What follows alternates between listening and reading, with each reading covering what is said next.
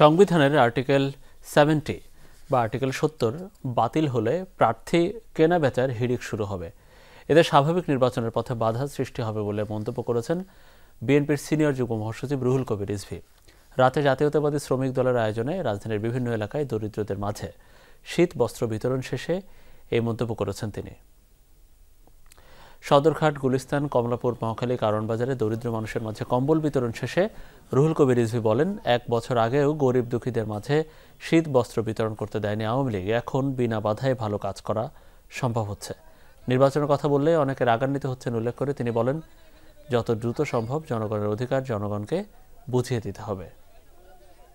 কেনাবেচার মধ্যে দিয়ে আপনারা একটা স্থিতিশীল সরকার হতে দেবে না।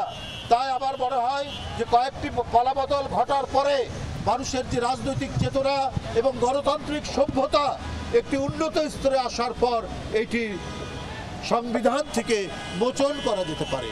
হঠাৎ করে করলে পরে এই বিপর্যয় ঠেকানো যাবে না।